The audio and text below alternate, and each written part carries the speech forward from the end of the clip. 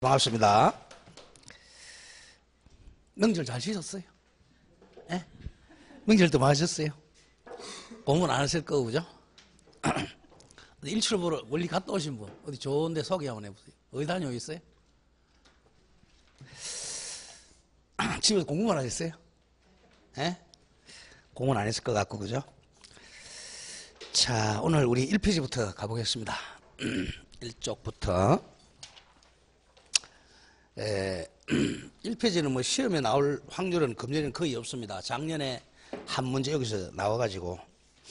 자, 20페이지네, 그죠? 우리 교재 20페이지. 오늘, 이번에는 총식부터 한번 가보죠. 자, P20입니다. 자, 01 제목이 법률행위, 권리변동과 법률행위 서론인데, 자, 권리. 이제 권리의 반대말은 의무죠, 그죠? 자, 권리가 뭐냐는 시험은 안 나오는데, 권리는 이익이라고 생각하시면 돼요. 권리. 법이 이 권세권자거든요. 그래서 이제 법은 힘이라 그래가지고 이제 국가, 권리, 이익.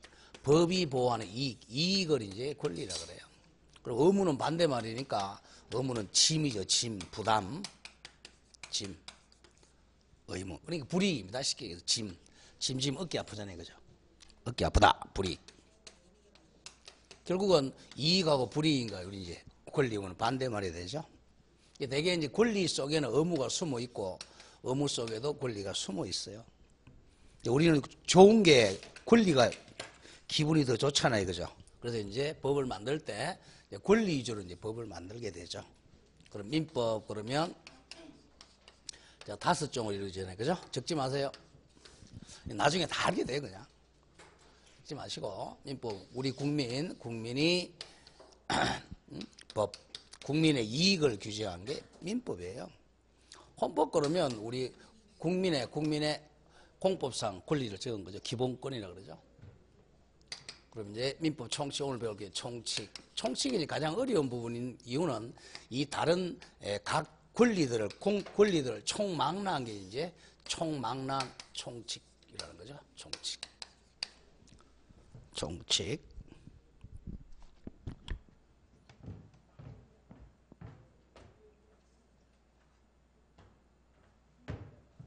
주기를 먼저 갖다 놔야지. 주기를 안 갖다 놨어. 지금 출근하면서. 자, 총칙. 총칙이 이제 그 다음에 요게 있고 그 다음에 각 강론의 권리니 물권. 자, 물권은 물건에 대한 권리. 채권은 채무자에 대한 권리. 자, 요 개념을 먼저 잘 기억하셔야 돼요. 물건은 객체가 물건이에요. 물건을 대상으로 하는 권리죠. 그러니까 이거는 지배하는 지배권이고, 채권은 사람에 대한 권리니까 지배를 못하고 청구하는 권리죠. 자, 그래서 이게 두 가지 우리 시험본. 이걸 합해서 우리가 재산권이죠. 재산에 관한 이익을 적은 거, 재산권. 요 4편하고 5편은 시험 범위가 아닌데, 요거는 이제 친족권, 상속권. 이걸 합해서 우리가 과거에는 신분권이라 그랬어요. 지금은 오히려 가족이란 말 더 많이 쓰죠. 가족권. 그럼 결국은 민법은 우리 국민의 재산과 신분에 관한 이익을 규정한 게 민법이다. 거기에 대한 구체적인 추상적인 규율이 바로 총칙이고. 우리 민법의 문제점은 총칙은 이 신분법의 총칙이 아니고요. 요 재산법에 대한 총칙입니다. 이 신분법의 총칙은 여기 다시 만들어져 있어요.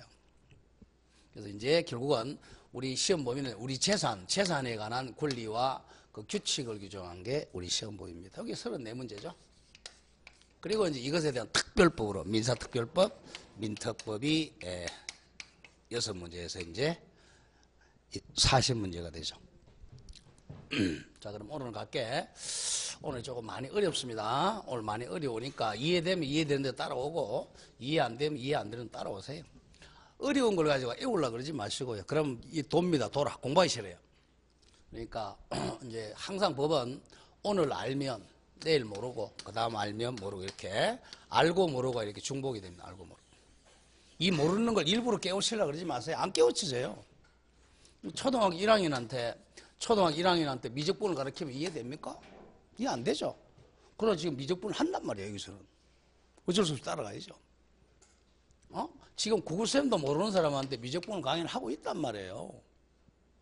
그리고 이게 안 되는 게 당연하죠. 당연해. 그리고 나는 이해력이 약하다. 그 사람이 바보예요. 당연히 이해가 안 되는 거예요. 이제 더하기 빼기 배우는 사람한테 뭐 미적분을 가르치는데 따라올 수 있겠어요? 불가능하지. 아니, 절편도 모르는 사람한테 기울기를 어떻게 가르쳐요? 그래서 하는 거야. 어쩔 수 없이. 왜? 2달 내에 끝내야 되니까, 과목을.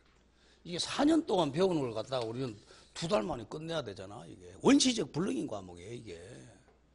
그런데도 1년 만에 하려니 지나죠, 그죠? 뭐, 처음부터 끝까지 민법이 쏙색이잖아요. 쏙색인 이유가 그래. 4년 동안 배울 걸 2달 만에 하려고 그러니까 자기는, 그래, 나가자. 난 2달 만에 민법 끝낼게. 한번 해보세요. 그래서 시험 칠 때까지 민법입니다. 자다가도 민법, 깨도 민법, 뭐 해도 민법 알아야지 뭐. 그래도 또 이 재수하는 사람이 있잖아요. 사람들은 안 하니까. 제일 이제 바보 같은 사람이 이제 월요일 날, 우리가 초등학교 때 배운 거 잘못 배웠죠, 그죠? 그날 할 일은 그날 하자. 에서빠 복습을 그게 가능합니까? 그게 에서 복습 철저히 안 되지. 처음에는 복습도 안 된 사람한테 예습하라고 하면 돌지, 이거. 무슨 예습을 하려고 그래, 예습이 될 수가 없지. 복습만 따라오도 많이 따라오는 겁니다. 그래서 일단은 이제 우리가 1, 2월 달에는, 자, 민법에다가 한 70%를 두고, 그다음 개론에다가 한 20% 두고, 놀아요. 그러다가 또 시간 조금 있으면 이제 공법에 한 10% 주세요. 공법은. 이걸 일명 우리가 민계공이라 그래요. 근데 학교 다닐 때 우리 국영수라 그러죠. 영수국이라고 생각하면 됩니다. 근데 거의 민법은 거의 매일 해야 돼요. 일요일 빼놓고 거의 하루에 조금씩이라도. 그러니까 법률 용어가 자꾸 입에 익혀져야 돼. 그러니까 법률 용어의 80%가 여기서 강의를 하니까. 그리고 정시간이 없으면 공법은 이제 3월달 정도 가서 시작해도 되고요. 공법은 공법 교수님이 얘기하겠지만 용어만 잘 정리하면, 용어 정리만 제대로 되면 돼요. 이거 용도지구 기본계획 같은 게 있잖아요, 그죠? 이 용어가 참 어렵습니다, 공법이. 용어만 좀 되면 나머지 쉬워져요. 다른 법률 용어 다 똑같지만. 자, 그래서 오늘은 15% 내지 20%만 따르면 엄청나게 많이 따릅니다. 그러니까 이제 요 총칙은 수업한 거냐, 수업한 거냐 안 한 것만 체크하란 말이에요. 수업했다 안 했다 줄 이렇게 긋고, 잣대 대가 줄 긋지 말고요. 제일 제가 싫어하는 잣대 대는 거. 자를 데리고 줄 걸 정도 같으면 고시공부 한 3, 4년 한 사람입니다. 여러분들 이제 초짜들 무슨 잣대 대고 있어요. 집에 지우다 볼다 보는데. 그냥 이거 수업했다. 연필로. 안 했다. 니 보지 말라 하더라. 이걸 해놓고 나중에 되면 이제 한 3, 4월 가서 잣대 손대세요. 잣대 안 돼도 돼요. 왜 나중에 요약집에서 좋은 요약집 나오는데 이게 책도 아닙니다. 이거 갖다 버리라고 하면 나중에. 책이 안에 시험장에 가보세요. 이렇게 안 나와요. 제 입에서 나옵니다. 진짜 지문이랑 똑같이 나오는. 이렇게는 안 나와요. 이제. 시험장에. 그것도 모르고 갔다가 책을 갖다가 방부학 책이전이 에듀일처리 개코 같은 소리 하지 말고. 절대로 책대로 안 나옵니다. 시험장에 가면. 책대로 나오면 다 학교 가게요. 자, 그리고 우리가 이제 법원 책이 그냥 기본서라 그래요. 기본서라 그러지 절대 교과서라 소리 안 합니다. 정통 교과서는 없어요. 법과대학 가면. 기본서야. 기본적으로 대학 교수가 쓰는 책이. 자기가 자기 마음대로 쓰는 거죠. 근데 그게 이제 시험이 딱 합격할 수 있도록 쓰느냐 그렇지 않단 말이에요. 출제연도에 쓰는 게 아니니까. 출제연 보고 문제 좀 써달라 그러면 그대로 써줍니다. 그 사람 다음부터 출제 못 들어가죠. 자, 그러면 이제 가보죠. 이제 20페이지 1 권리 변동입니다. 자, 권리를 움직인다. 권리는 움직여요. 이 세상에 있는 모든 것은 움직이죠. 사랑도 움직이죠, 그죠? 지구도 움직이잖아요. 다. 그럼 어떻게 움직이냐, 변동은? 자, 사람은 어떻게 움직인다 그러죠? 사람은 출생해서, 적지 마세요. 출생해서 성장하고 사망합니다. 이렇게 움직이죠. 요걸 이제 권리에다 대입하면, 그래 대입하면 권리가 이제 발생한다 그래요. 권리가 발생하고, 권리가 변경하고, 그 다음에 권리가 죽죠. 소멸하게 됩니다. 요게 이제 등기법 시간에 가면, 요게 이제 발생할 때 등기 어떻게 하느냐. 설정 등기, 이전 등기, 변경 등기, 경정 등기, 말소 등기, 멸실 이렇게 쓴단 말이에요. 요게 그대로 대입 들어가는 거예요. 자, 그러면 요거는 권리의 내용, 즉 이익의 내용이 뭐냐에 따라 이렇게 분류하는 것이고, 권리를 취득할 주체, 사람 입장의 주체는 사람이죠, 그죠? 주체 입장에서 본다면 이걸 취득이라고 그래요. 그리고 소멸을 상실이라고 그래. 줄여서 득실 변경 이렇게 써요. 그러면 권리 변동 이퀄 결국은 권리의 득실 변경 이렇게 됩니다. 권리의 득실 변경이라고 그래요. 득은 취득을 줄임말이고 실은 상실을 줄임말이고 변경은 그냥 똑같죠. 득실 변경. 이 중에 거의 출제는 취득에서 거의 출제를 많이 하고 있고요. 작년에도 여기 출제했죠. 금년에서는 출제할 가능성은 제가 봤을 때는 5%도 안 됩니다. 그래서 적지 말라는 거예요. 왜? 여기 한 3, 4년에 한 문제 나왔는데 작년에 저당권 설정이 나왔으니까 이제 안 나옵니다. 금년에는. 제가 얘기하면 보지 말라는 거 얼마나 좋아. 보지 말라니까. 안 보면 합격해요. 근데도 불구하고 연락 애웁니다. 이거 애우다 보니까 뒤에 건 다 까먹고 없어요. 그러니까 매년 몇 수씩 하는 거야. 그러니까 매년 나오는 파트가 있고 한 3, 4년에 한 번 나오는 파트가 있어요. 3, 4년에 한 번 나오는 파트는 나왔으면 안 나옵니다. 거의 과감하게 제끼줘야 돼요. 그 다른 데다 투입을 해야 돼. 만약에 작년 같으면 제가 분명히 하라 그래서 작년에는. 자, 그 시험은 취득에서 나오면 제껴도 상관이 없어요. 만약에 금년에 나와도 여기서 나와요. 나올 확률이 거의 없지만. 자, 왜? 제일 기분 좋은 게 뭐, 여러분들. 자, 내가 이익을 취득하는 게 기분이죠. 이 살짝 바뀌는 게 좋아? 죽는 게 좋아? 제일 기분 좋은 게? 취득이 제일 좋잖아요. 그죠? 권리 취득이. 그래서 이 취득이, 이게 출제하는 거예요. 가장 중요하고, 이 또. 자, 그러면 한번 보자. 권리 변동, 의미 1, 가로 1, 법률 관계 변동과 권리 변동. 자, 법률 관계 이퀄 적으세요. 법률 관계란 말이는 무조건 권리 의무 관계입니다. 권리 의무 관계. 무조건 법에서 법률 관계란 말이 나오면 민법에서만 그런 게 아니야. 모든 법에서 공포 시간에 법률 관계 그러면 그것도 권리 의무 관계예요. 줄이면 권리 관계라 그럽니다. 권리 관계. 거기만 정리하면 되겠고. 자, 그럼 이제 동그라미 3번 보세요. 동그라미 3번. 그래 안 보죠. 법률 관계는 결국 권리 의무 관계이므로 법률 관계 변동 이퀄 권리 의무 관계 변동, 즉 법률 효과는 결국은 권리 의무의 변동이다. 자, 그렇게만 정리하고 밑에 참고의 용어 정리는 아직 보지 마세요. 이건 보지 마시고 용어 정리는 하면서 제가 정리할 거예요. 지금 읽어봤자 무슨 뜻인지 모릅니다. 자, 다음 넘어갑니다. 넘어가면 이제 22쪽에 가로 열고 3번 권리 변동의 의입니다. 이걸 기억해야 되겠죠? 권리 변동은 조금 전에 설명했죠? 발생, 변경, 소멸을 말합니다. 그걸 권리 주체를 일장으로 보면 득실 변경이라고 그랬죠? 득실 변경. 그럼 이걸 이제 총칙에는 추상적으로 되어 있는 걸 구체적으로 우리가 대입할 줄 알아야 돼요. 자, 대입하려면 저 뒤에 9%에 가보죠. 프로기에 가보면 186조가 나와요. 프로기가 몇 페이지냐면 우리 물권법 배운 거죠. 600 몇 페이지인가요? 646? 646조 한번 펴보죠. 646조 186조 보세요. 찾았습니까? 186조. 그거 같이 한번 읽어보겠습니다. 자, 시작.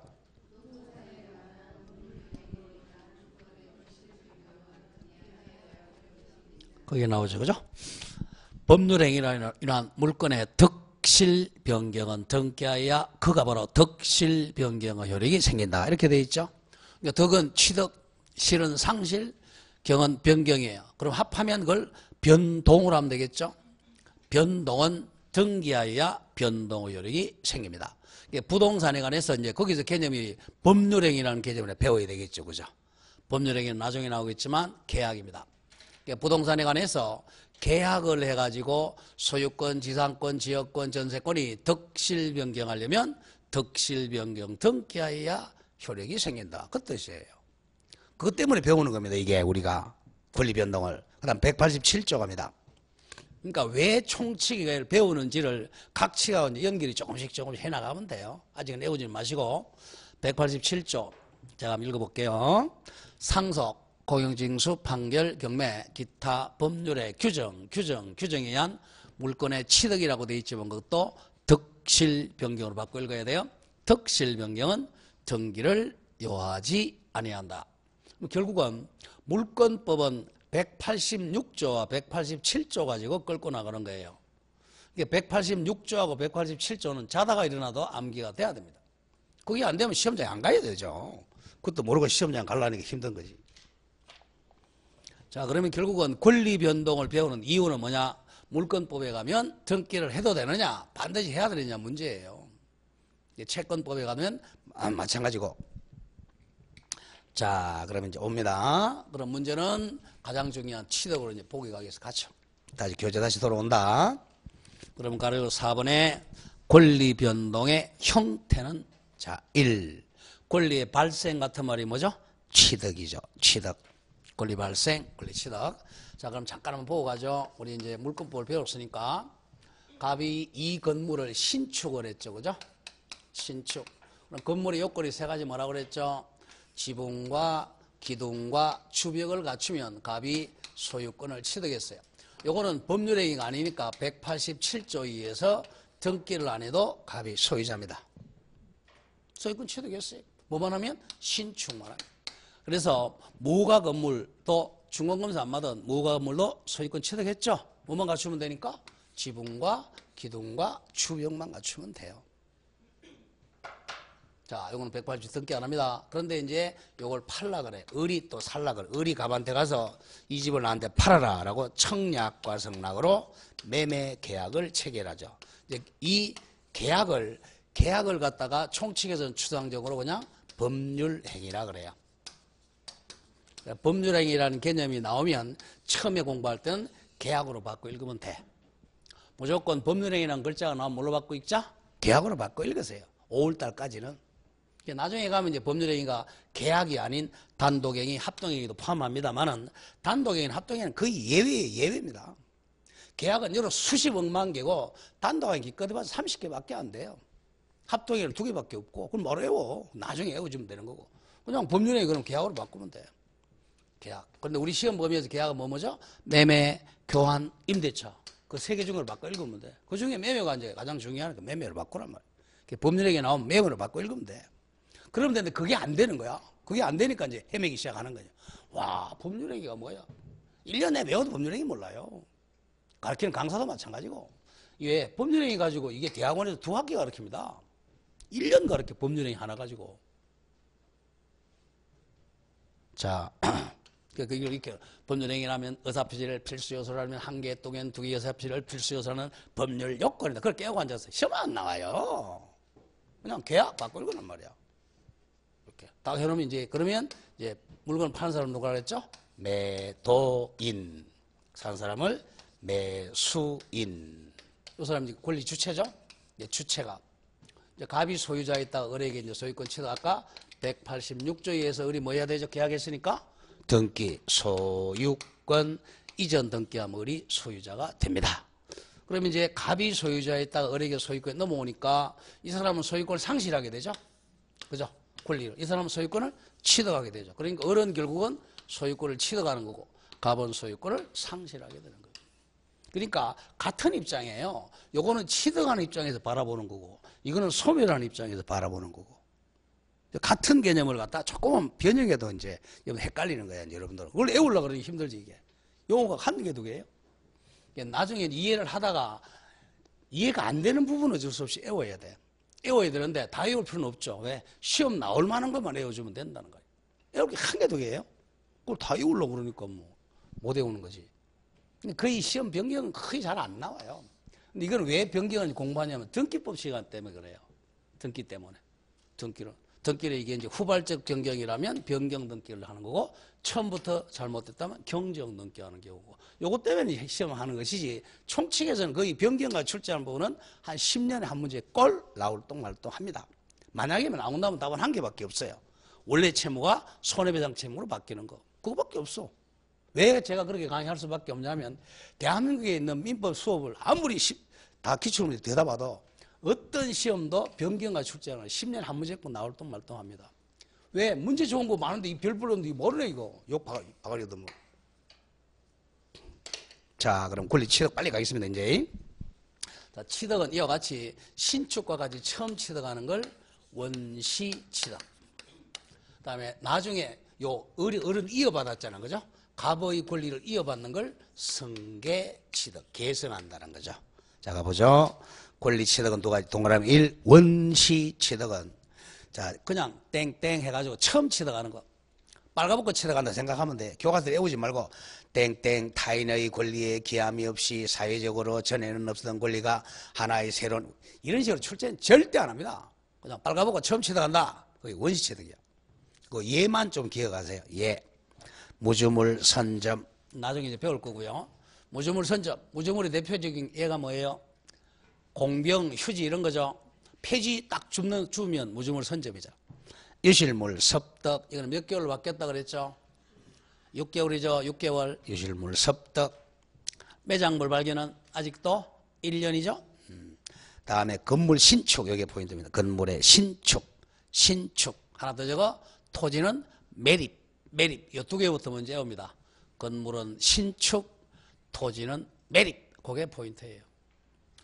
건물 신축, 토지 매립이 대표적인 원시 취득이고 뒤에 인격권이나 신분권 취득은 출제되지 않습니다. 이거는 재산권이 아니에요. 다음에 이제 가장 조심할 게 곧 줄거서요. 채권 계약에 의한 채권 취득은 언제나 원시 취득입니다. 채권 취득은 원시 취득이고 물권 이전은 승계 취득이다. 요거죠. 보세요. 요거는 이제 가끔 가다가 답으로는 아니지만 답이 아닌 걸로 가끔 내요. 매매 계약을 했다. 자 그러면 이 사람이 소유권 이전 청구권을 취득했죠. 소유권 이전 청구권은 지구상이 없던 걸 처음 취득했죠. 이거는 항상 원시 취득입니다. 그러나 이 소유권 앤더 아까 186조 등기했죠? 등기를 하게 되면 갑이 가지고 있던 소유권을 이렇게 이어받으니까 승계 취득이 돼요. 지금 우리가 승계 취득이냐 원시 취득 나누는 것은 물권 가지고 얘기하는 거예요. 물권, 소유권, 지상권, 제어권, 물권 가지고 얘기하는 것이고 채권의 취득은 100% 원시 취득입니다. 왜? 지구상에 없던 게 처음 나타나니까. 자, 매매했어요. 소유권 이전 청구권 처음 취득하죠. 그 다음 2번 갑니다. 승계 취득은 적으세요. 앞사람의 권리를 이어받는 것 이렇게 기억하면 돼요. 앞사람의 권리를 이어받는 것 또 교과서 외우지 말고 뭐 타인의 권리에 기하 이렇게 하는 시험 안 나와요. 앞의 권리를 이어받는 것 계승한다. 승계 취득이라 그래요. 자, 승계 취득은 두 개로 나눠야 됩니다. 승계 취득은 오른쪽에 잠깐 와보세요. 차라리 박스로 처리하는 게 낫겠습니다. 우측에 참고 표시로 보세요. 참고해서 승계 취득은 그 박스로 정리하겠습니다. 먼저 이전적 승계 나오죠. 이전적 승계는 매매, 정해 등에 의한 소유권 취득. 소유권 취득이 바로 대표적인 이전적 승계 취득이고 앞사람의 권리 이어받았죠.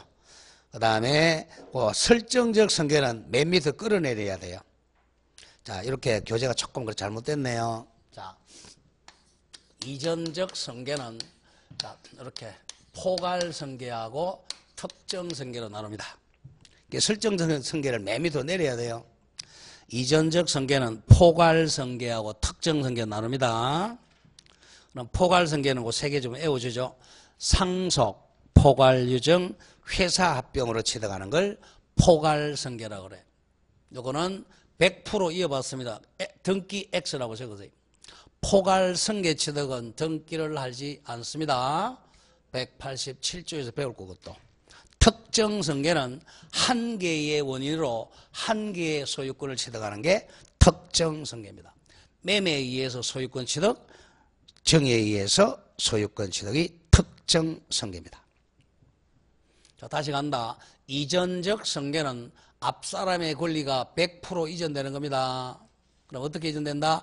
포괄 승계는 한 개의 원인으로 여러 개의 권리가 싸그리 이전되는 게 포괄 승계. 세 개밖에 없어요. 상속하면 피상속인이 가지고 있던 수십 개의 채권 채무가 상속인에 이렇게 싹쓸이 이전됩니다. 포괄 유정도 상속하고 같고요. 사람이 죽으면 상속, 회사가 죽으면 합병입니다. 회사 합병. 다음에 특정 승계는 한 개의 원인, 매매, 교환과 같은 한 개의 원인으로 소유권이 넘어가는 걸 특정 승계라 그래요. 자, 그러면 이전적 승계의 반대말이요. 자, 위로 올라가세요. 맨 위에. 오래요. 여기로. 맨 위에 기억. 이전적 승계는 100% 이전이라고 그랬어요. A 포괄 승계, B 특정 승계 정리했고요. 다음 니은 설정적 승계. 이게 작년에 10월 28일 출제된 거죠. 자, 갑이 을에게 매매했다. 그러면 갑의 소유권을 상실하고 이전 등기 하는 순간 을이 소유권 취득했죠. 여기에 바로 이전적 승계. 이전적 승계가 되면 종전 소유자는 소유권 상실하잖아요. 이 사람은 매매라는 한 개의 원인이니까 이전적 승계 중에서 특정 승계죠. 만약에 갑이 사망했다 그러면 상속은 포괄 승계가 되는 거고. 다음 설정적 승계 갑니다. 설정적 승계는 100% 넘어가는 게 아니라 50%만 권리가 이전되는 걸 설정적 승계라 그래요. 자, 갑이 소유권의 개념이 뭐였죠? 세 가지. 소유권의 권능 세 개 뭐죠? 사용, 수익, 처분 권능이죠. 요 세 가지 권능 중에서 사용 수익을 넘기든지 처분을 넘기는 게 설정적 승계가 됩니다. 쉽게 해서 빌려준다는 거야. 설정해준다는 것은 만들어준다는 거야. 메이크. 자, 예컨대 용익 물건이 설정되면 사용 수익만 빌려주는 거죠. 또 담보 물건이 설정되면 처분만 빌려주는 거죠. 그러니까 용익 물건이나 담보 물건의 설정이란 말이 나오면 설정적 승계. 얼마나 쉬워요. 근데 이게 이제 물건을 안 배우고 하라니까 이제 이 마탱이 가는 거야, 이제. 자, 동그라미 미연 갑니다. 설정적 승계는 그냥 50% 이전하는 거, 이렇게요.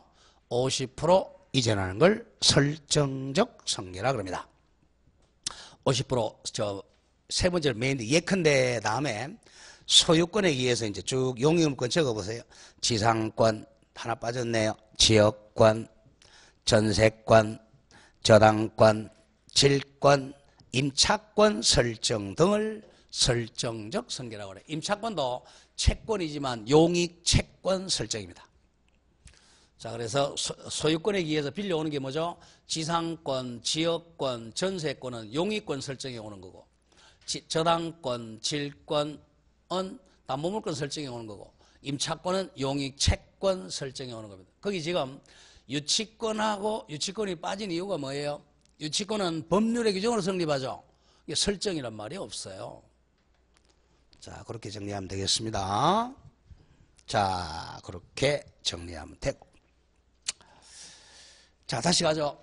자, 취득은 원시 취득하고 승계 취득으로 나눈다. 원시 취득은 지구상에 처음 취득하는 거. 일단 두 개만 먼저 기억하죠. 건물 신축, 토지 매립하면 원시 취득입니다. 나머지는 차후 외우고. 승계 취득은 100% 넘어오는 걸 이전적 승계, 50% 넘어오는 게 설정적 승계입니다. 자, 설정적 승계는 50% 넘어온다. 용익 물건이나 저당권이나 담보 물건이나 용익 채권 설정받는 것. 다음 이전적 승계는 한 개의 원인으로 한 개의 권리가 나오면 특정 승계, 매매, 정여, 교환 등에 의한 소유권 취득이 특정 승계입니다. 포괄 승계는 한 개로 여러 개의 권리 의무가 싹쓸이 넘어오는 것. 상속, 포괄 유정, 회사 합병. 포괄 승계는 등기를 하지 않아도 된다는 거. 그 정도 기억하면 되겠어요. 권리 변동은 이제 그걸로 끝납니다. 다음 권리 변경으로 갑니다. 변경은 출제하고는 상관이 없고요. 이건 등기할 때 정리를 하겠습니다. 다음 가로열고 3번 내려옵니다. 권리의 소멸은 자 1. 절대적 소멸은 지구상에서 100% 소멸하는 걸 절대적 소멸이라고 그래요. 이를 절대적 소멸은 그 두 개만 기억하죠. 목적물 멸시라면 물건이 절대적 소멸합니다. 자, 집이 태풍으로 떠내려갔다. 소유권의 절대적 소멸. 다음 채권이 절대적 소멸하는 걸 변제라고 그래요. 변제. 돈 갚았다. 변제하면 채권이 절대적 소멸입니다. 다음 상대적 소멸은 주체가 살짝 바뀌는 걸 상대적 소멸이라고 그래. 권리 주체가 바뀌는 거예요. 자, 가보죠. 상대적 소멸은 출제가 안 되고요. 절대적 소멸만 기억하면 돼요. 갑이 이 집의 소유권자였어요. 팔았어요. 가지고 이전 등기 했다. 그럼 누가 소유자가 됐죠? 을이 소유자가 되고 갑은 소유권을 상실했죠. 그러니까 갑의 소유권이 상실하는 대신에 을에게 소유권이 넘어오니까 이것을 자 상대적 소멸 또는 무슨 성계? 이전적 성계 같은 말입니다. 취득의 입장에서는 이전적 성계 취득이고 상실의 입장에서 이 사람은 상대적 소멸이죠. 자, 건물의 소유권 자체는 존재하고 있죠. 이게 상대적 소멸이에요. 절대적 소멸은 뭐야? 건물이 떠내려가 버렸어요. 떠내려가면 지구상에서 소유권이 100% 없어지잖아요. 이런 것을 절대적 소멸이라고 합니다. 자, 이렇게 해서 권리의 자, 변동의 개념 정도 정리했고요. 자, 오른쪽에 큰 2번 제목을 기억해야 돼. 권리 변동의 원인. 권리 변동의 원인은 법률 요건과 법률 사실을 치우고요. 권리 변동의 원인 이퀄 법률 요건이라 적으세요. 교과서를 쓴 저자도 잘 모릅니다, 이거. 법률행위가 뭔지를. 자, 권리가 바뀌는 원인을 법률 요건이라 그래. 자, 요거는 여러분들이 그냥 그 적지는 마시고 그냥 한번 듣기만 하고 넘어가세요. 우리가 이제 가장 권리가 변동한다. 권리가 변동하는 원인은 크게 이제 두 가지가 있어요. 이걸 우리가 법률 요건이라고 그래. 참 이 독일 말입니다, 이거. 법률 요건. 형법에서는 구성 요건이라고 타트베스탄트거든요. 근데 그러니까 여러분들이 어려운 거예요. 이게 우리나라 말이 아니에요. 이거 남의 나라 말이에요, 이게. 자, 권리 변동 원인은 크게 쉽게 얘기해서 이제 우리가 이익이야. 이익이 발생하는 것은 두 개 중에 한 개예요. 내가 원해가지고 발생하는 게 있고요. 내가 원하지도 않은데 잠자고 있는데 산타크로스 할아버지가 주는 게 있고 두 개 중에 한 개야. 우리가 인간의 이익을 추구하는 거. 두 개 중에 한 개입니다. 자기가 이제 원해서 권리를 취득하는 거. 자기가 원한다. 영어로 하면 wish, 디자이어 그러지, 그죠? 원해서 취득한다. 아니면 원하지도 않는데 권리가 취득된다. 둘 중에 하나입니다. 자기가 원해서 권리를 취득하는 원인이 바로 이걸 통틀어서 법률행위라 그래요. 법률행위. 자기가 원하지도 않는데 권리가 취득된다. 이것이 법률의 규정입니다. 아까 우리 읽었죠? 그 186조와 187조 왜 중요한지를. 이거 매년 한 문제 내잖아요. 그러니까 그냥 민법이 아무렇게 하는 게 아니에요. 출제위원들 왜 그걸 출제하는지가 다 있단 말이에요. 그것도 모르고 뭐 1페이지부터 하니까 뭐 어려워하는 거지. 두 개입니다. 그러니까 지가 원하는지 안 원하는지를 모르니까 국가에서 야 임마 비싼 거니까 등기하라 이거예요. 네가 원했으면. 이쪽은 원하지도 않는데 죽었어요. 저 상속? 그럼 천조에 의해서 천조 딱 상속이 정해져. 제1호 직계비속, 제2호 직계전속, 배우자 공사 딱딱 정해진 법에다. 이건 등기하면 된다는 거야. 왜? 국가에서 이미 알고 있으니까. 자, 그래서 이렇게 돼 있단 말이에요. 그러면 이제 결국은 권리가 변동한 원인은 법률행위 아니면 법률의 규정 둘 중에 한 개다. 그러면 이제 자기가 원하는 것을 남한테 알려야 돼. 그래서 이제 이 법률행위의 필수적 구성 요소가 반드시 알리는 마음속에 있는 의사를 바깥으로 표시하는 의사표시가 존재하고 있어야 된다 이거죠. 그러니까 결국은 더 밑으로 간다면 의사표시를 해가지고 권리가 변동하느냐, 의사표시를 안 했는데 권리가 변동하느냐, 이렇게 두 개로 나눠져요 사실은. 요걸 나중에 나오겠지만 요 의사표시를 더 요거보다 더 우리가 원자, 분자, 몸체 이렇게 갔을 때 이제 우리 지금 이걸 배우고 있는데 나중에 법률 사실에서 이제 의사표시냐 의사표시가 아니 이렇게 법률 사실을 가르칩니다. 이 법률 사실 출제 안 합니다. 이거는 뭐 이거 철학이지 이게 민법은 아닙니다. 이게 여기서 이제 법은 이 논리학부터 하잖아요. 법과대학다 논리학 수사학을 하는 이유가. 근데 여러분한테 논리학 수사까지 요구하면 안 된단 말이야. 그럼 만약에 이게 시험은 틀려달라는 거예요. 근데 가끔 가서 제가 9월 달에 가서 요거를 조금 얘기를 합니다. 왜? 처음에 공부하는 사람 다 이걸 외우려는 거야. 밑에 보면 또 법률, 사실의 분류, 사람의 의혹에 들어가면 어떻게 되느냐, 용태, 뭐 용용 죽기지 태도인지 뭐 사건 이러고 앉았고 그걸 뭐로 외워 바보같이. 그거는 이제 학문 하려는 사람은 외우는 거예요. 우리 학교 갈 사람은 외울 필요가 없어요. 운전면허 따라갔는데 뭐 그죠? 운전면허 학교 가는 사람 사이드미러가 어떻게 볼지도 모르는 사람이 다 학교 간대 뭐 그죠? 그러면 돼요. 나중에 운전 배울 때 사이드미러 어떻게 하면 돼? 어차피. 자 그러면 자 이 총칙에서는 요 법률행위 요것만 시험 범위예요. 총칙 여기서 10문제 나온단 말이에요. 법률행위 아닌 데는 시험이 안 나와. 쉽게 해서 법률의 규정에 총칙에 규정한 게 소멸시효 제도가 있어요. 요거는 이제 법률의 규정이기 때문에 총칙의 시험에 빠지죠. 결국은 총칙을 배우는 것은 의사표시를 배우는 거예요. 의사표시. 의사표시. 그럼 의사표시가 뭐냐 이거야. 그럼 의사 더하기 표시 이게 의사표시야. 의사표시. 왜 우리가 왜 말을 해요? 우리가 법이 아니고 이제 우리 사회에서 왜 말을 해? 애들한테 왜 말을 해? 뭐 하려고 말하는 거예요? 내 마음을 남한테 알리는 게 말이죠. 그죠? 동물은 어떻게 알려요? 동물은 자기 마음속에는 어떻게 알려? 울음으로 알리죠. 그죠? 멍멍 짖잖아. 울어야 돼. 그러니까 못 우는 거는 참 돌죠. 그죠? 여러분 토끼 우는 거 봤어요? 에? 토끼 키워보신 분? 안 키워서 아나요? 토끼는 울지는 않습니다. 토끼는 울지는 않아요. 그렇게 스트레스 하도 많이 받으니까 걔는 뭐예요? 막 깍잘 무조건 막 갉아먹습니다. 나만 딸리. 그러니까 쉽게 해서 의사표시를 했느냐 안 했느냐. 우리는 총칙에서는 의사표시 배우는데요. 나중에 보면 알겠지만 처음에 권리 변동이 뭐냐. 그 다음에 법률행위. 다음에 비정상적 의사표시, 대리, 무효와 취소, 조건과 기한. 다 의사표시 배우는 데예요. 자, 법률행위는 나중에 나오겠지만 의사표시 수가 몇 개냐에 따라 계약, 단독행위, 합동행위 또 그리고 나중에 하겠지만 뭐 그렇게 배우는 겁니다. 자, 그러면 그 밑에 보세요. 자, 그 두 번째 줄이요. 두 번째 줄 법률 요건에서 가장 중요한 것은 법률행위나 심표하나 있겠고 이해 안 하는 것을 아니며 준법률행위, 불법행위, 부당이득, 사무관리 등도 법률 요건이다. 자, 그러면 말이 어렵습니다. 이렇게 하세요. 그런 애울 필요가 없고 법률행위가 자기가 원해서 권리가 변동하는 게 뭐죠? 법률행위. 법률행위 아니면 다 법률의 규정이야. 뭐 예컨대 거기 나오니 그죠?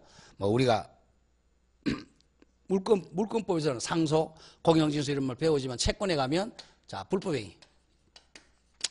불법행위, 교통사고 났다. 불법행위, 뭐 부당이득,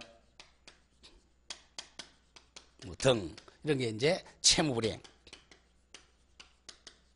이런 게 이제 법률의 규정으로서 권리가 변동하는 거죠. 이거는 이제 우리 총칙에 대한 시험이 범위가 아니고 총칙은 이겁니다. 법률행위가 뭐냐 배우러 갑니다. 이것만 기억합니다. 권리가 변동하는 원인을 뭐라고 그래요? 법률 요건이라고 그래요. 법률 요건은 뭐가 있다? 법률행위와 법률의 규정입니다. 그럼 예를 한번 들어보죠. 우리 교재가 조금 안 좋지만 이 정도만 보고 갑니다. 그냥. 자, 법률행위를 구성하는 최소 요소가 의사표시입니다. 자, 예를 한번 들어보죠. 갑이 지금 현재 이 가옥의 소유자입니다. 자, 을이 갑보고 아저씨 이 소유권 나한테 파세요. 내가 1억 줄 테니까 청약을 합니다. 청약 의사표시 배웠죠? 의사표시입니다. 좋다. 내가 1억에 팔겠다. 성낙의 의사표시였네. 이 의사표시를 우리가 몰라도 좋아요. 우리가 법률 사실이라 그래. 요새 하도 뭐 팩트란 말 쓰죠? 이게 팩트입니다. 법률 사실이 가장 작은 단계다. 이 의사표시도 법률 사실입니다. 그래서 이 법률 사실만 가지고는 아직까지 효과가 발생 안 해요. 의사표시만 가지고 아무리 나한테 팔아라 청약만 가지고는 권리 의무가 발생 안 합니다. 성낙이 딱 합치되는 것을 우리가 뭐라고 배웠죠? 매매계약 배웠죠. 이게 이제 법률행위죠. 그럼 가장 작은 게 법률 사실, 중간에 있는 게 법률행위, 딱 하게 되면 을에게 권리 의무가 발생하죠. 이걸 법률 효과라고 해요. 말이 좀 어렵지만 그럼 다시 한번 가보죠. 적지는 마시고요. 까먹으세요. 그냥 가장 작은 단계를 법률 사실이라고 그래. 법률 사실의 대표적인 예는 의사표시입니다. 청약 의사표시, 성락 의사표시. 이게 법률 사실들이 몇 개 모여가지고 청약과 성락에 모여서 중간인 법률 요건. 요걸 기억하라는 거야. 법률 요건은 권리 변동의 원인이라고 그랬죠. 권리 변동의 원인, 권리 변동의 원인. 그러면 이제 마지막으로 자, 매매 계약이 성립했어요. 그럼 매수인에게 뭐가 발생했죠? 매수인에게 무선권. 매도인에게 무선권. 벌써 까먹었어요? 매수인의 권리가 뭐죠? 매수인의 권리는 재산권 이전 청구권. 의무는 돈 1억 줄 의무. 반대죠. 매도인의 권리는 뭐죠? 돈 달라는 청구권, 재산권 이전 의무. 이거죠? 권리 의무. 이거는 자기가 원해서 발생해서 국가에서 그냥 준 거야. 자기가 원해서 발생했죠? 이게 이제 의사표시. 그 다음에 법률 요건인 매매 계약이라는 법률 행위에 의해서 법률 효과가 발생합니다. 아까 법률권 효과란 말이나 뭐로 바꿔 읽으라 그랬죠? 권리 의무죠. 권리 의무는 변동하니까 권리의 변동이라 그래요. 자, 그러면 권리가 발생하는 이제 이 요소가 세 가지. 가장 작은 게 사실, 중간에 있는 게 요건, 가장 큰 놈 결과가 법률 효과입니다. 또는 뭐 원자, 분자, 모음 이렇게 얘기합니다. 그래서 거의 출제는 이제 여기서 출제하잖아요. 의사표시에서 나중에 여기는 비정상적 의사표시 출제하고요. 자, 그 정도만 기억을 하면 됩니다. 그럼 우리 참고 잠깐 보세요. 참고 잠깐 보면 문제 조금 말이 좀 어렵지만 일단 두 번째 박스에 청약이 의사표시, 성락도 의사표시 두 개가 법률 사실이죠. 거기 합해져 가지고 그 위에 뭐가 된다? 매매가 성립한다. 그럼 이걸 이렇게 적으세요. 교재가 조금 잘못됐으니까. 자, 청약과 성락 요거는 둘 다 의사표시예요. 의사표시는 뭐의 대표적인 예라고요? 법률 사실의 예입니다. 법률 사실. 그럼 법률 사실들이 모여서 중간에 뭘 이룬다? 법률 요건을 만든다는 거. 법률 요건이 바로 법률 행위죠. 법률 행위의 대표적인 예가 바로 매매 계약이었어. 그러면 이제 맨 오른쪽에 법률 효과가 뭐가 발생하죠? 권리 의무다. 그겁니다. 법률 효과가 권리 변동이죠. 그죠? 야, 소유권 이전 의무는 누구의 의무예요? 소유권 이전 의무는 누구의 의무야? 매도인의 의무죠. 대금 지급 의무는 매수인의 의무, 그거야. 1번이 뭐야? 청약, 성락은 법률 사실. 그 중에 의사표시죠. 그 다음에 법률 요건이 뭐죠? 매매 계약입니다. 매매 계약. 그리고 권리 의무 변동되는 게 뭐죠? 법률 효과입니다. 자, 그 정도면 적어놓고 그냥 지나가겠어요. 이해되면 이해되는 대로 따라오시고, 이해 안 되면 그냥 이해 안 되는 대로 따라오면 됩니다. 자, 다음 28페이지 갑니다. 실제 이제 시험 보면 여기서부터라는 거죠. 자, 법률 행위. 자, 법률 행위는 일단 땡땡 적으세요. 법률 요건 중 가장 중요한 것, 이렇게. 법률 요건의 대표적인 예. 그렇게 생각이 됩니다. 법률 요건의 대표적인 예가 법률 행위입니다. 법률 행위. 법률 행위는, 자, 대표적인 예 하고, 그 다음에, 자, 법률 행위는 나중에 배우겠지만, 자, 의사표시를 필수적 요소로 한다. 그걸 하나 적어 놓을까. 법률 행위는 의사표시. 의사표시가 필수 요건이다. 필수 요소이다. 의사표시가 필수 요소입니다.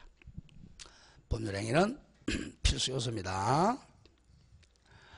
의의에서 이제 가장 중요한 게 동그라미 1번 하면 줄한 거 보죠. 법률행위라 하면 의사표시를 반드시 필수적 구성 요소라는 법률 요건이다. 법률 요건이다까지. 법률행위란 뭘 필수적 요소로 한다고요? 의사표시를 필수적 구성 요소라는 법률 요건입니다. 요건. 아까 법률 요건은 크게 두 가지 뭐였어요? 법률 행위하고 법률의 규정으로 나눴죠. 그죠? 그 중에 이제 법률 요건입니다. 다음 동그라미 2번 보죠. 법률행위의 특징, 본질은 행위자가 이제 의사표시하는 사람이 행위자예요. 행위자가, 의사표시자가 원하는 대로, 원한다, 기도한다, 의욕한다 같은 말이죠.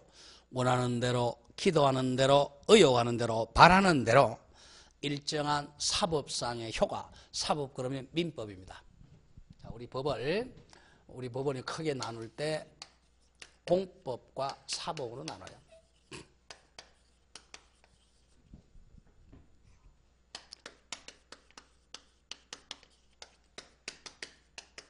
자, 사법은 사인과 사인, 개인과 개인, 갑과 을 사이의 권리 의무를 규정한 걸 사법이라고 해요. 사인 간의 권리 의무라는 거죠. 법이 나오면 무조건 권리 의무로 바꿔 읽으면 돼요. 그 중에 권리가 더 기분 좋으니까 권리로 바꾸면 되죠. 개인 간의 권리를 규정하는 게 사법입니다. 공법은 개인과, 자, 사인, 우리 사인과 국가 간의 권리를 규정한 게 공법입니다. 그럼 차이점은 뭐냐? 공부하는 방법이 달라요. 그럼 강의하는 사람의 스타일도 달라집니다. 쉽게 해서 사법의 대표가 민법이고 공법의 대표가 형법입니다. 형법은요, 이거는 까라면 까죠. 이거는 단독행위 쉽게 얘기해서 단독행위. 공법은 단독행위입니다. 야 인마 하라면 해 이렇게 되는 거예요. 여기서는 우리 집 사세요. 나는 안 산다 이렇게 할 수 있단 말이에요. 계약이니까. 여기는 이해이주죠. 여기는 암기를 해야 됩니다. 여기 세법 세율 얼마? 그럼 외워야 돼. 여기는 세율이 4%다 그러면 나는 3.5% 할래. 안 깎아줍니다 세금은. 이쪽에는 야 우리 집 1억에 팔게. 야 좀 비싸다. 9,900에 좀 깎아달라. 그럼 깎고 그래 합의가 되는 거예요. 여기는 이렇게. 그래서 이제 청약과 성납을 이렇게 수요곡선 배우는 게 전부 사법 배우는 겁니다. 공법은 이겁니다. 이거 토지공급곡선이죠. 단독이에요. 안 깎아줘요. 안 깎아줍니다. 그래서 여기는 완전히 비탄력적이죠. 여기는 완전 탄력이고. 그래서 공법 공부할 때 외워야 돼요. 이거는 그래서 글자를 장난을 많이 칩니다. 자, 그렇게 되겠고, 그러면 사법, 민법상 효과가 발생. 효과, 그럼 뭐로 바꾸라 그랬죠? 권리 의무입니다. 무조건 법률 효과, 줄여서 효과란 말이 나오면 권리 의무로 바꿔 읽으면 돼요. 권리 의무가 발생하도록 법률이 그대로 협조해 주는 게 법률행위의 특징입니다. 그래서 개인과 법률행위를 하면 법은 강행 규정에 위반하지 않는 한 그대로 권리 의무를 인정해 줍니다. 자, 그래서 가로일 2번에 법률행위 자유의 원칙, 이게 원칙입니다. 이 콜 적어 계약 자유의 원칙입니다. 법률행위 자유의 원칙, 계약 자유의 원칙입니다. 이게 임의 규정을 의미합니다. 그래서 사법은 임의 규정이 원칙이에요. 강행 규정은 예외고. 자, 일의에서 우리 계약법에서 배웠죠. 법률행위는 즉 계약으로 바꿀 겁니다. 계약은 사법, 민법의 근본 이념인 사적 자치는 자기의 권리 의무는 자기가 결정한다는 거죠. 사적 자치의 법률상 수단입니다. 그래서 우리 계약법 첫 시간에 배웠지만 계약 자유 원칙 4가지 뭐뭐 나오네요? 거기 나오겠네요.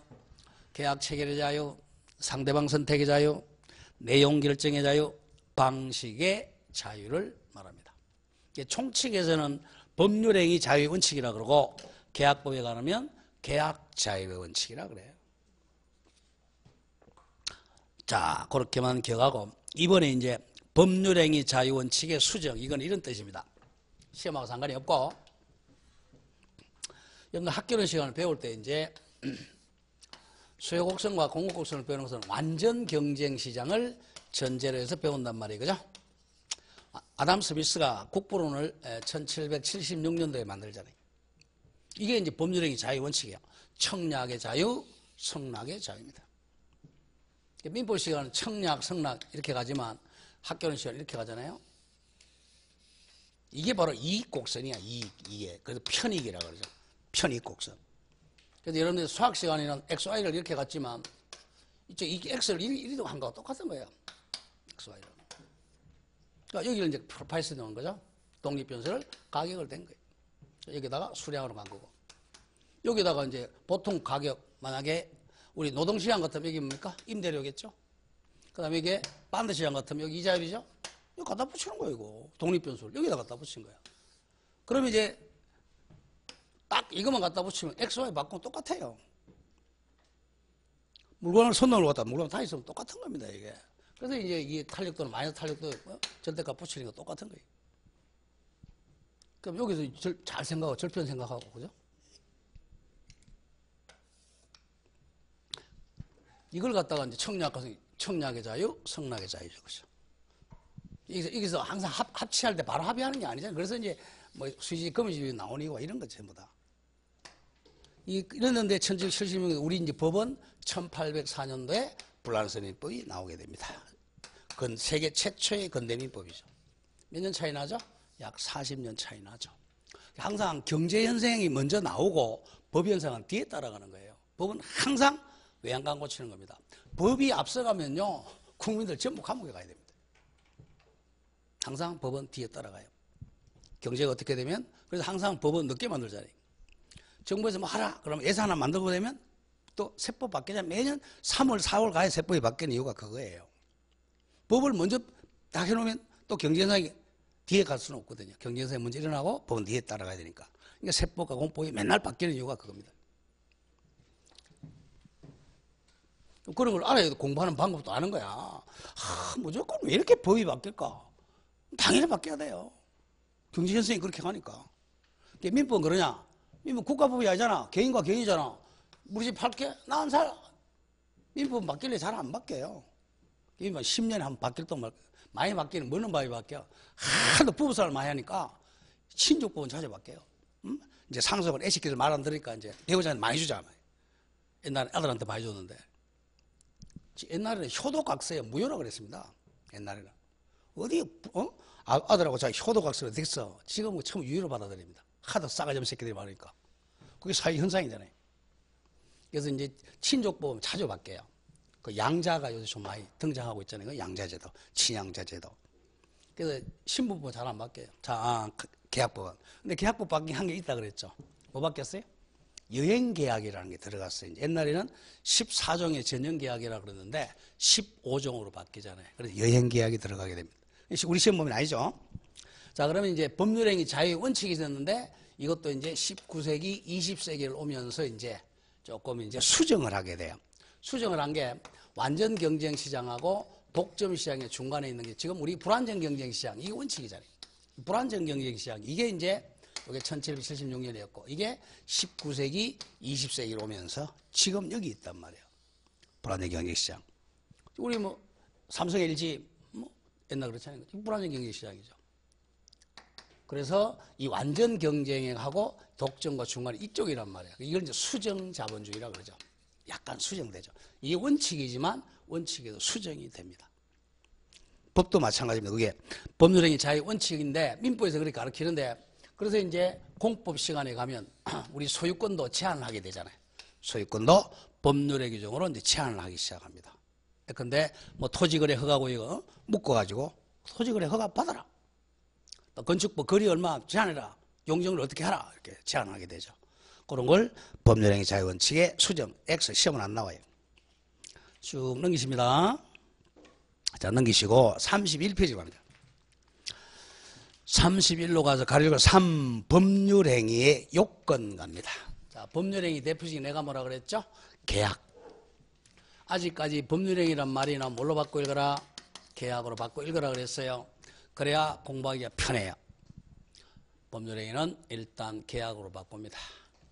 자, 법률행위는 항상 계약도 우리 자 계약법 시간 기억해 보세요. 첫 시간에 계약의 종류 배웠죠, 그죠? 매매, 교환, 임대차 공통점이 뭐야? 쌍유, 낙불계약 이렇게 배웠잖아. 그 배우고 나서 이제 계약의 성립 모습 세 가지죠. 계약의 성립, 청약과 성락의 합치, 교차, 청약, 의사, 실현 이렇게 배웠죠. 그리고 나서 계약의 효력 이렇게 배웠다. 계약 효력이 뭐죠? 계약 효력은 쌍무계약의 효력 뭐죠? 동시행항변권, 위험보다 제3자를 위한 계약. 그리고 계약의 효력이 발생했는데 계약을 없애는 거, 소멸시키는 방법이 두 가지죠. 자, 매매하고 교환은 어떻게 없앴죠? 해체. 임대차는 해지. 이게 계약법 총론입니다. 여기다 들어대면 돼. 여기다가 계약을 뭘로 바꿔주면 된다? 법률행위로 바꿔주면 돼요. 아시겠어요? 그럼 법률행위 성립요건 나온단 말이야. 그러면 계약이 성립하려면 일단 계약은 개새끼가 체결해? 사람이 체결해? 개새끼가 아니야. 사람이 체결하겠죠? 이 사람을 우리가 당사자라 그래요. 당사자. 매매에서는 매도인, 매수인. 저당권에서는 저당권 설정자, 저당권자. 지상권에서는 지상권 설정자, 지상권자. 이렇게 되는 거예요. 그걸 당사자라 그래. 그 다음 당사자가 자 반드시 필수 요소가 뭐라 그랬죠? 의사표시가 있어야 되잖아. 의사표시. 나중에 나오겠지만 의사표시가 몇 개냐에 따라서 이제 단독행위, 계약, 합동 이렇게 나누는 거고. 그럼 왜 의사표시를 해? 자, 목적. 이 목적이 이제 바로 권리와 의무입니다. 갑과 을이 자 권리 의무를 발생시키는 원인으로 의사표시를 한다는 거죠. 이 세 가지가 법률행위의 성립 요건입니다. 당, 목, 의. 옛날에 그 뭐 YS 대통령께서 닭 매가지를 풀어도 새벽은 온다. 이겁니다, 이게. 당 매가지를 풀어도 새벽은 온다. 당, 목, 의입니다. 자, 거기에 성립 요건 간다. 1. 성립 요건은 출한 거 보죠. 법률행위가 성립하기 위한 최소한의 요건을 성립 요건이라고 그래. 그 동그라미 1번에 일반적 성립 요건. 요것만 좀 기억하세요. 모든 법률행위의 일반적 성립 요건은 세 가지. 당사자, 목적, 의사표시. 요 세 가지가 존재해야 돼. 이 중 어느 한 개라도 결한다는 것은 부존재라는 겁니다. 우리 결석이라 그러죠. 어느 한 개라도 결하게 되면 불성립이 됩니다. 법률행위가 성립되지 않습니다. 여기다가 이제 계약으로 바꾸면 불합치가 돼버리죠. 특별 성립 요건 아직 외우지 말고요. 자, 일반적 성립 요건이 뭐뭐자? 당사자, 목적, 의사표시. 당, 목, 의. 그 당사자를 일명 권리주체라고 합니다. 권리주체, 갑과 을. 그 다음에 목적은 바로 권리와 의무, 의사표시. 그 세 가지가 성립 요건이고. 그 다음 가령 2번에 이제 효력 요건은 법률행위가 효력을 발생하기 위한 요건이야. 효력이 뭐죠? 권리 의무를 발생하기 위한 요건입니다. 자, 내가 계약을 했는데 내가 계약을 원하는 대로 권리 의무가 발생하기 위한 요건입니다. 요거는 가끔 출제해요. 요거는 한 4, 5년 만에 한 문제씩 출제하는데 계약, 그리고 이렇게 가끔 출제해요. 다음 중 성립 요건이 아닌 것은 또는 효력 요건이 아닌 것은 이런 식으로 가끔 출제하죠. 자, 효력 요건 같은 말 유효 요건입니다. 효력 요건, 유효 요건은 권리가 발생하기 위한 요건입니다. 일단 당사자의 요건은 자, 당사자가 능력이 있어야 돼요. 능력이 있을 것. 당사자가 능력이 있을 것. 능력. 자, 능력은 세 가지가 나오죠. 자, 권리 능력, 의사 능력, 행위 능력이 있어야 돼. 권리 능력, 의사 능력, 행위 능력이 있을 것. 자, 권리 능력은요. 권리 능력은 출생을 하면 권리 능력을 갖습니다. 출생. 다음 의사 능력은 뭐 우리 민법 규정에는 없습니다. 약 한 15세 정도 생각하세요. 15세 정도 능력. 14세, 5세 정도. 그 다음에 행위 능력은 이건 딱 정해져 있죠. 그죠? 만 19세 이상. 자, 행위 능력. 자, 그 뜻은 좀 적어주죠. 권리 능력은 권리를 취득할 수 있는 능력. 권리 능력은 권리 취득 능력. 의사 능력은 자기의 의사를 이해할 만한 능력. 자기의 의사를 이해할 만한 능력. 약 14, 5세 정도 생각하면 됩니다. 그래서 권리 능력이나 의사 능력이 없으면 법률의 계약은 무효입니다. 무효. 권리 능력 없는 자나 의사 무능력자가 계약은 무효예요. 예컨대 초등생들이 계약 체결하면 무효입니다. 초등생들은 아파트 값이 얼마인지 이해를 못한단 말이에요. 자기 집 아파트 1억짜리를 만 원에 팔다. 그걸 유효라 그러면 큰일 나죠. 무효입니다. 다음 행위능력 개념은 정확하게 적으세요. 행위능력은 단독으로 유효하게 의사 표시할 수 있는 능력. 단독으로 유효하게 의사 표시할 수 있는 능력을 행위 능력이라 그래. 행위 무능력자라 하면 취소사입니다. 취소. 자, 요 행위 무능력은 정리를 합니다. 우리 민법 총칙은요, 행위 능력을 가지고 합니다. 왜? 법률 행위를 배우는 데니까. 법률 행위 능력. 그냥 행위 능력은 쉽게 얘기하면 법률 행위 능력이에요. 이걸 줄여서 행위 능력입니다. 자, 이거는 이제 옛날에는 행위 무능력자라 그랬는데 지금은 반대말로 제한 능력자라 그럽니다. 자, 단독으로 혼자서 유효하게 의사표시할 수 있는 능력을 없는 사람을 제한 능력자라 그래요. 이건 취소입니다. 제한 능력자가 단독으로 계약 체결하면 취소입니다. 취소 사유라 그러죠. 취소 사유. 일단 미성년자입니다. 이건 기억해야 돼. 외워줘야 돼. 오늘 미성년자는 19세 미만자입니다. 자, 한 4년 전까지만 해도 20세 미만자였는데 한 살 내렸죠. 저는 개인적으로 2살 더 내려야 된다고 봅니다. 이게. 자, 지금 프랑스 민법이 1804년도에 20세였다가 지금 이게 200년 전이잖아요. 미성년자 19세 미만자, 즉 18살짜리가 혼자 계약하면 취소 사유예요. 취소의 개념은 소급에서 소급적으로 무효화시키는 의사표시가 취소입니다. 취소는 소급한다. 자, 우리 소급의 뜻이 뭐였죠? 소급은 처음으로 돌아가는 거죠. 그래서 미성년자가 계약했다가 오늘 취소하면 처음으로 돌아가서 무효가 되는 거죠. 다음에 미성년자, 옛날에는 한정치산자라 그랬어요. 아직도 이 개념을 쓰는 경우가 있으니까 한정치산자. 지금은 개념이 피한정후견인으로 바뀌었어요. 피한정후견인. 이렇게 생각하세요. 이거는 약간 또라이. 그 다음에 세 번째는 금치산자. 옛날에는 미한금 이렇게 오는데 금치산자. 지금은 개념이 피성년 후견인으로 바뀌죠. 피성년 후견인. 그래서 암기할 때 이제 미한성이. 자, 이 사람은 엄청 또라이입니다. 자, 그래서 미성년자하고 한정치산자하고 금치산자가 혼자서 계약하면 취소 사유가 된다는 거죠. 취소할 수 있습니다. 자, 그럼 어느 정도 돼야 이건 반드시 법원에 선고받아야 돼요. 선고받냐면 형광등이 이제 옆에 마시갈 때 깜빡 요 정도 되면 이제 한정치산자, 즉 피한정후견 선고가 나오고요. 완전히 깜빡 하면 이제 피성년 선고가 나옵니다. 여기 아무도 없죠, 그죠? 야간에 있습니다. 첫 시간부터 하루 내, 1시간 내 존다. 이 피성년 후견인. 가끔 존다. 피한정 후견인. 선고를 안 받으면 미성년자가 아니고요. 선고를 받아야 됩니다. 대표적인 지금 피성년 후견 받은 분이 한 분 계시잖아요. 아십니까? 에? 한 분 있잖아. 롯데, 그죠? 롯데. 그분은 이제 이 의사표시를 할 능력이 없어요. 그러니까 누가 대신한다? 후견인이 대신한단 말이에요. 법정 대리인이. 이런 경우는 법정 대리인이 해야 되지. 법정 대리인이 하지 않고 개인적으로 계약하면 취소 사유가 돼요. 자, 이 정도 기억하죠?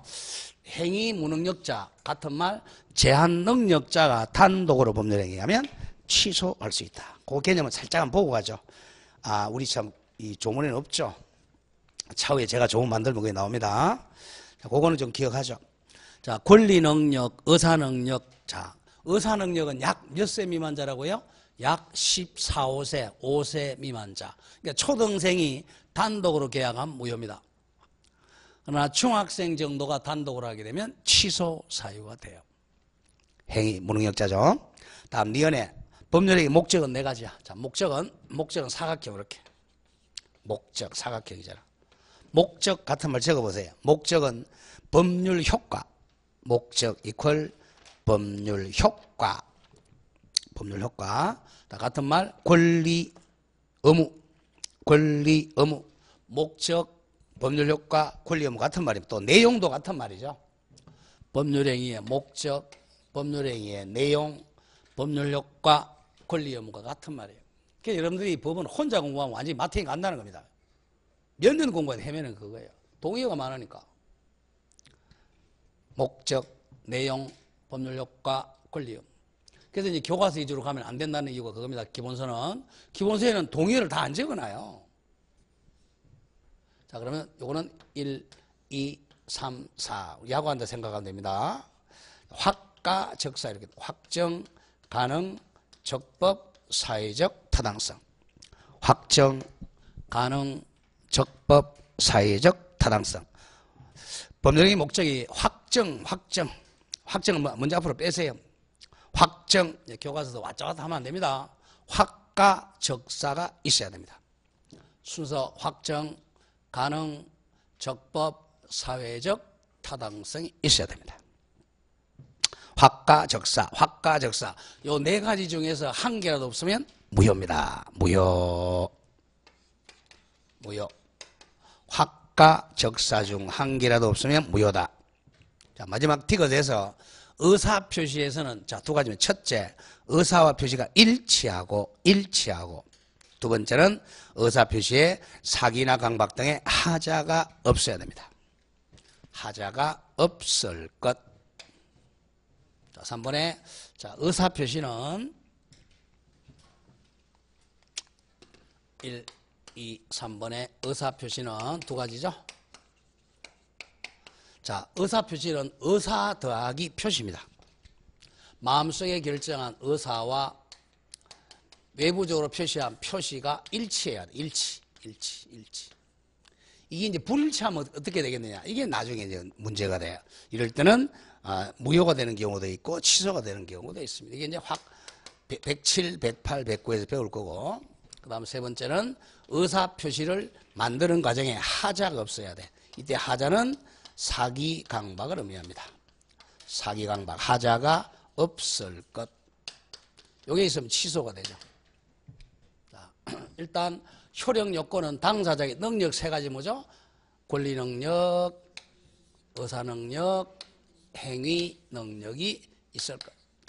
자, 권리 능력은 출생하면 되겠고, 의사 능력은 한 15세 이상, 행위 능력은 성년자죠, 그죠? 19세 이상이고 약간 또라이나 엄청 또라이 선고를 안 받았을 것. 그리고 목적은 확가, 적사가 있을 것. 쉽게 이런 얘기입니다. 갑과 을이 자, 이 가옥을 만약에 1억에 팔겠다 이렇게 확정이 돼야 되는데 확정 안 되고 우리 그 시기 팔게. 그 시기 팔게. 그 시기가 뭐예요? 이런 게 확정이 안 됐잖아. 뭐 그 시기 확정이 안 되면 그런 게 문제가 되죠, 이제. 그 다음에 의사표시는 마음속에 결정. 자, 마음속에는 1억에 팔겠다고 생각했어요. 근데 표시를 잘못해가지고 9,500에 팔겠다. 이게 문제가 되죠. 그러면 9,500이 유효로 할 거냐, 무효로 할 거냐, 이런 걸 배울 거고. 그 다음에 사기당해가지고 자기는 이 집을 1억에 팔려고 그랬는데 사기당해가지고 1,000만 원에 팔았어요. 그러면 1,000만 원이 유효냐, 무효냐, 취소냐, 이게 문제죠. 이게 바로 하자가 없어야 돼. 그러면 자기가 원하는 대로 권리 의무가 발생하기 위해서는 자기가 원하는지 뭔지 이해 능력인 권리 능력, 의사 능력, 행위 능력이 다 있을 것. 두 번째, 목적이 가옥 1억이라는 확정, 가능, 적법, 사회적 타당성을 가질 것. 그리고 자기가 마음속에 결정한 의사 1억과 표시 1억이 일치할 것. 그리고 사기 강박을 안 당해서 1억에 의사 표시할 것. 그럼 이걸 딱 갖추면 이제 갑에게 뭐가 발생했죠? 갑에게는 가옥을 이전해 줄 의무, 돈 1억 받을 권리. 매수인은 돈 1억 줄 의무, 가옥 받을 권리가 발생한다. 이게 바로 법률행위입니다. 결국은 계약법에서 배운 걸 그대로 써먹는데 계약법의 계약을 뭘로 바꾼다? 법률행위는 글자로 바꿔주는 게 총칙이에요. 근데 그걸 모르고서 총칙부터 공부하니까 마태에 가는 거예요. 뭐 맨날 법률행위 그러고 앉았어요. 법률행위는 계약으로 바꾸면 된다. 여기까지가 법률행위 효력 요건입니다. 자, 그러면 이제 어디로 가느냐? 다음 페이지 가면 가로열고 4번 옵니다. 법률행위 종류 나오죠. 여기는 금년에 한 문제라고 적으세요. 작년에 여기 출제 안 됐거든요. 올해는 법률행위 종류 여기서 한 문제가 출제될 겁니다. 한번 적어놓고 조금 쉬었다가 가겠습니다.